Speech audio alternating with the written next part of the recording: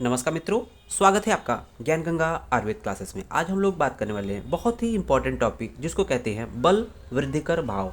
इस टॉपिक को पढ़ने से पहले हम लोग जान लेते हैं कि बल अर्थात बल को बढ़ाने वाले, शरीर में बल को बढ़ाने वाले कौन कौन से भाव या फैक्टर्स होते हैं। भाव का मतलब फैक्टर्स, कौन फैक्टर्स, भाव का मतलब फैक्टर्स, कौन कौन से फैक्टर हैं जिसकी वजह से शरीर में बल की वृद्धि होती है। सबसे पहले जान लेते हैं कि इसका वर्णन कहाँ है, अर्थात इस रेफरेंस की बात कर लेते हैं तो हम लोग जानेंगे कि ये इसका वर्णन क्रिया शारीर के जो सेकेंड पेपर का जो ओज वर्णन है, ओज के अंतर्गत ये वर्णन है बल वृद्धिकर भाव।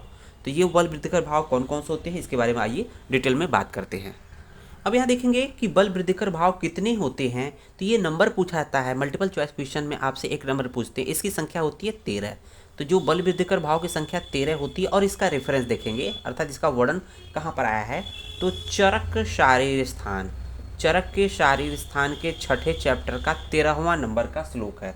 तो ईजिली याद हो जाएगा। बल वृद्धिकर भाव कितने होते हैं, 13 होते हैं। और कौन सा श्लोक है, छठे चैप्टर का शारीर स्थान का 13वें नंबर का श्लोक भी है। तो दोनों मैच है। 13 वृद्धिकर भाव होते हैं, बल वृद्धिकर भाव होते हैं, और श्लोक नंबर 13वां भी है, चैप्टर नंबर 6 का शारीर स्थान का। आइए एक एक करके बात करते हैं। तो पहला नंबर का जो बल वृद्धिकर भाव क्या है, लिखा हुआ है बलवत पुरुषे देशे जन्म। तो बलवत पुरुषे देशे जन्म अर्थात बलवान पुरुषों के देश में जन्म लेना। मतलब कि जहाँ पर बलवान पुरुष जन्म लेते हैं, अगर उस जगह पर कोई व्यक्ति जन्म लेता है तो ऑटोमेटिक वो शरीर में बल को बढ़ाने वाला होगा। तो एग्जाम्पल में दिया है सिंध और पंजाब। तो सिंध और पंजाब देश में देखते हैं खूब दूध दही होता है, वहाँ के व्यक्ति खूब बलवान होते हैं। तो पहला पॉइंट क्लियर हो गया। बलवत पुरुष देश है अर्थात बलवान पुरुष के देश में जन्म लेना। एग्जाम्पल में दिया है सिंध और पंजाब क्षेत्र। दूसरा पॉइंट देख रहे होंगे बलवत पुरुषे काले अर्थात बलवान काल में जन्म लेना। तो जिस काल में बलवान होता है उस काल में अगर कोई व्यक्ति जन्म लेगा तो स्वाभाविक रूप से वो बलवान होगा। तीसरा पॉइंट देखेंगे बलवान कुल या वंश में जन्म लेना। जिस वंश या परिवार में बहुत ही बलवान व्यक्ति होते हैं, अगर उस परिवार में अगर आपका जन्म होगा तो स्वाभाविक रूप है आपको बहुत ही आप बलवान होंगे।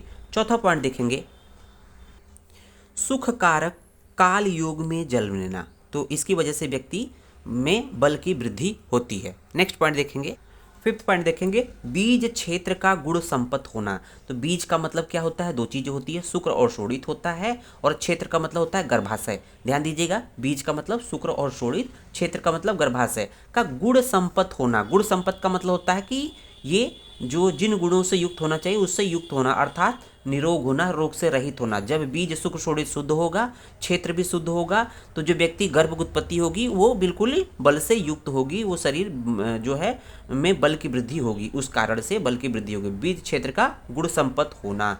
6 पॉइंट देखेंगे उत्तम आहार का सेवन करना। अर्थात कोई व्यक्ति है शरीर में बल की वृद्धि कराना है तो कहीं ना कहीं उसको आहार कैसा होना चाहिए, उत्तम आहार होना चाहिए, तब कहीं ना कहीं बल की वृद्धि हो जाएगी। 7वां पॉइंट देखेंगे शरीर का संगठन प्रशस्त होना। शरीर का संगठन प्रशस्त होना अर्थात जो शरीर की बनावट है, ढांचा है, बिल्कुल एकदम सही है। ऐसा नहीं कि बहुत दुबला पतला है, बहुत मोटा है, जैसा होना चाहिए, जो प्रमाण में होना चाहिए वो है, तब इसका कहीं ना कहीं व्यक्ति में बल की वृद्धि होगी।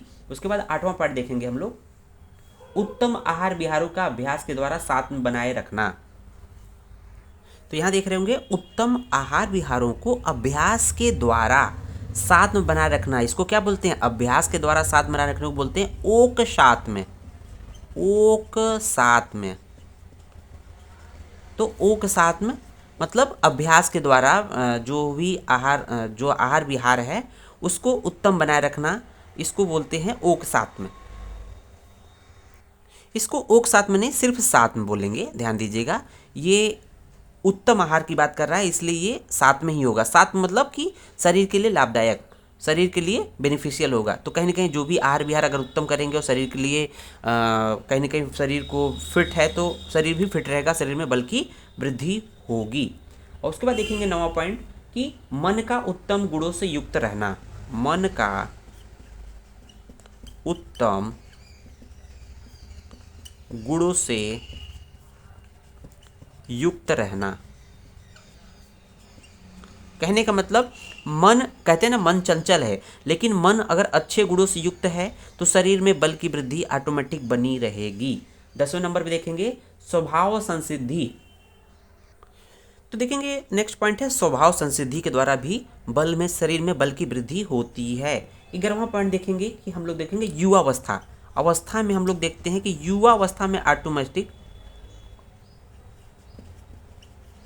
बल की वृद्धि होती है। तो युवावस्था, जैसे बाल्यावस्था, वृद्धावस्था में बल उतना तेज नहीं होता, लेकिन युवावस्था में अपार बल होता है। 12वें नंबर पर देखेंगे कि कर्म, कुछ ऐसे कर्म होते हैं जिसको करने से शरीर में वृद्धि होती है, जैसे व्यायाम।